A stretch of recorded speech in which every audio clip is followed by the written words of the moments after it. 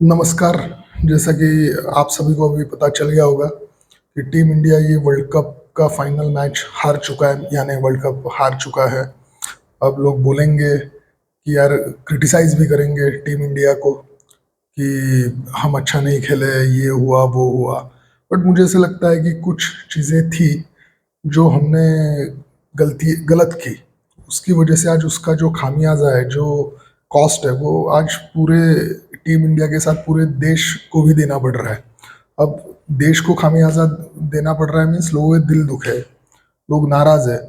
क्योंकि देखा जाए तो संडे का दिन था, पूरा दिन ऑलमोस्ट दोपहर को 2 बजे से लेकर रात के 10 साढ़े 10 तक अगर कोई टीवी देखता है, मैच देखता है, तो वो बंदा अपने पूरे काम, अपने अपने पूरे काम छोड़ के वो पूरा दिन बैठ के उसने मैच देखा है, तो वो कुछ तो एक्सपेक्ट कर ही सकता है आपसे। और जैसे कि कुछ यानी देखा जाए तो कंटिन्यूस जो टीम इंडिया का जो सफर था ये पूरे वर्ल्ड कप में अनबीटेबल था। यानी आप देखेंगे तो इंडिया कभी हारा ही नहीं था किसी को भी, और हर मैच में इंडिया की बैटिंग चल रही थी और बॉलिंग भी चल रही थी। बट आज दोनों ही एक साथ फेल हुए। तो अगर देखा जाए तो क्रिकेट में लॉ ऑफ एवरेज कहा जाता है कि अगर कोई भी टीम या कोई भी प्लेयर कंसिस्टेंटली अच्छा खेल रहा है तो वो किसी ना किसी बड़े मैच में या कहीं ना कहीं उसके नेक्स्ट मैच में वो फ्लॉप होगा ही होगा। और आज अनफॉर्चुनेटली वो दिन आज इंडिया का जो आया वो वर्ल्ड कप का फाइनल में ही आया, जो मुझे लगता है कि नहीं आना चाहिए था। तो इसलिए अगर देखा जाए तो मैं भी सोच रहा था कि यार, कम से कम इंडिया लीग मैच में एक मैच तो कोई हार जाए लीग मैच में, तो ये नॉकआउट्स में आने से पहले। बट ऐसा हुआ नहीं। तो ये लॉ ऑफ एवरेज उसने अपना काम कर दिया। दूसरी बात, रोहित शर्मा, स्टार्ट अच्छा मिला था। 9.4 ओवर्स में इंडिया ने करीब 76 रन्स बना लिए थे और एक विकेट डाउन था। और जब 9.2 और 3 बॉल जब हुए थे, तो रोहित शर्मा ने एक चौका एक छक्का ऑलरेडी मार दिया था, 10 रन आ चुके थे उस ओवर में। अब उसको, मुझे नहीं लगता है कि पावर प्ले खत्म होने के लिए लास्ट के 2-3 बॉल्स ही बचे थे, तो मुझे नहीं लगता है कि 10 रन अगर आ चुके हैं तो उसके बाद यार बाहर निकल के कोई मारने की जरूरत थी।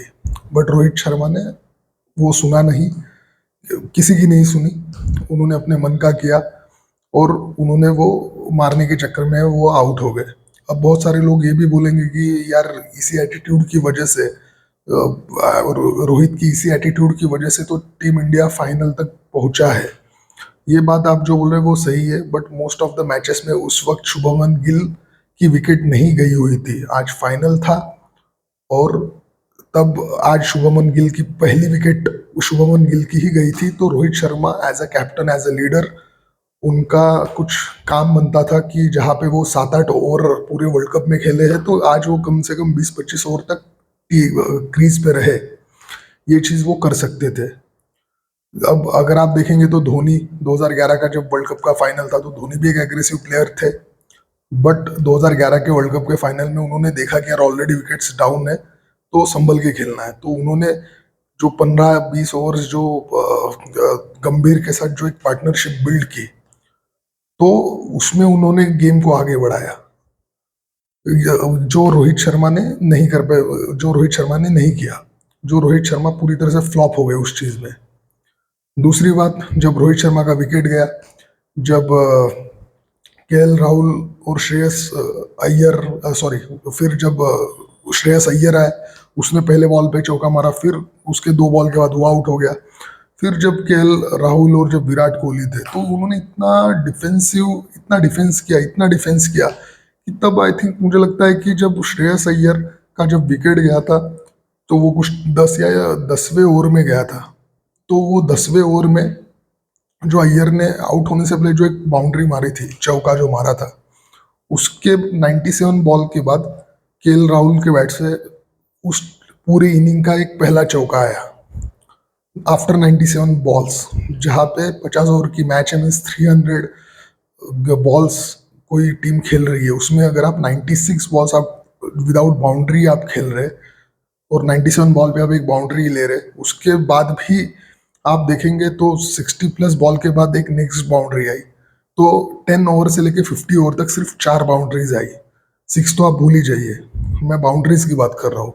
तो यार बड़े बड़े मैच, बड़े बड़े जो नॉकआउट मैचेस है, ये ऐसे नहीं जीते जा सकते कि जहाँ पे आप एकदम से बाउंड्री इतना डिफेंसिव हो जाए।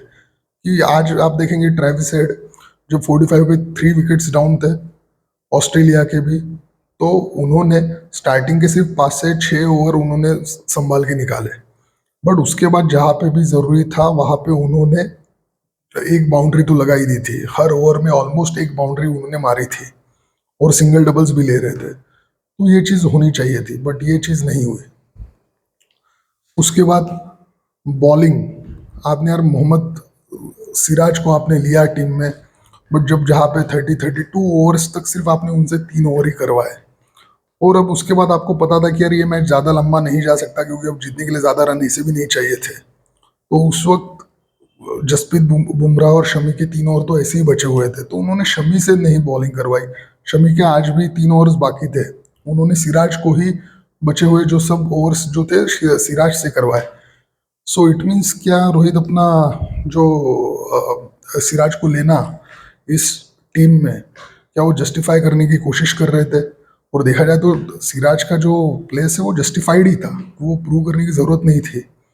बट जहाँ पे यार आपको अपोनेंट को सिर्फ अभी 40 रन चाहिए जीतने के लिए या 45 रन चाहिए जीतने के लिए, और आपके दो बेस्ट बॉलर्स के 6 ओवर्स बचे हुए हैं, तो ऐसे हालात में आप उनको न लगाते हुए आप ऐसे बॉलर को लगा रहे हैं कि जो उतना इफेक्टिव नहीं रहा है, अगर विकेट लेने की मैं बात कर रहा हूँ तो ये भी एक सोचने वाली बात है।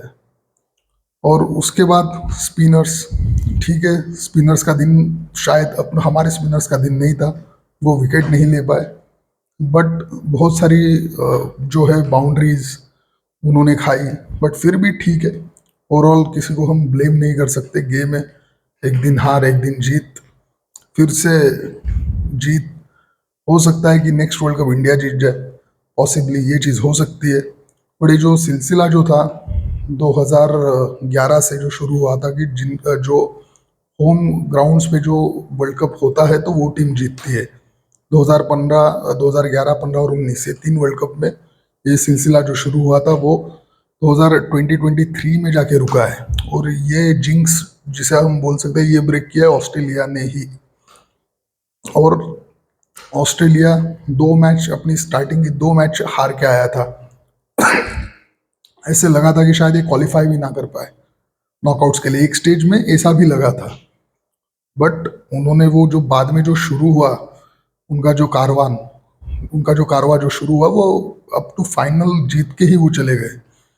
तो ये एक चीज़ है। तीसरी बात यार, आप ऑस्ट्रेलिया से सच में सीखना चाहिए कि नॉकआउट्स में कैसे खेला जाता है। नॉकआउट मैच को आप कैसे बड़े मैच में, यानी जब नॉकआउट्स आते हैं तो ऑस्ट्रेलिया की के जैसे कोई रुथलेस टीम कोई दूसरी नहीं है, ये बात आप मान के चलिए। तो ये चीज़ है जो ऑस्ट्रेलिया ने आज फिर से प्रूव की कि नॉकआउट्स में उनसे बेहतर कोई दूसरी टीम है ही नहीं, और जब वो नॉकआउट्स में आते हैं तो सबसे रुथलेस बन जाते हैं, वो किसी को नहीं डरते। तो फिर भी ठीक है, फिर भी मैं यही बोलूँगा कि कुछ ये 2-4 चीज़ें थी जिसकी वजह से मुझे लगता है कि हम ये वर्ल्ड कप हारे हैं, फाइनल हारे हैं, बट किसी को हम ब्लेम नहीं करेंगे। और ठीक है, एक 1.5 महीना अच्छी क्रिकेट हमने देखी, टीम इंडिया ने भी अच्छा खेला, बाकी जो अदर पार्टिसिपेंट्स थे उन्होंने भी अच्छा ही खेला। ठीक है, एक अच्छा आप देखेंगे तो इंडिया को बहुत एक पॉजिटिव रिजल्ट मिला है कि इंडिया ने फाइनल तक मार के पहुंची थी, सब टीम को बहुत बुरी तरह से मार के पहुंची थी, डोमिनेट करके पहुंची थी। तो ये इस पूरे वर्ल्ड कप का प्लस पॉइंट हो सकता है और है ही। और अभी T20 वर्ल्ड कप जून 24 में है, तो देखते हैं क्या ये शायद रोहित शर्मा के लिए लास्ट चांस जिसको हम बोल सकते हैं एज अ कैप्टन वो हो सकता है, या उसके पहले ही उनको उनसे कप्तानी ले ली जाती है, पता नहीं, ये तो वक्त ही बताएगा। बट ठीक है, हम आशा करते हैं कि टीम इंडिया आने वाले टाइम में काफ़ी अच्छा क्रिकेट खेले और एक आईसीसी, सिर्फ एक आईसीसी ट्रॉफी तो भी जीत के अपने देश का गौरव बढ़ाए।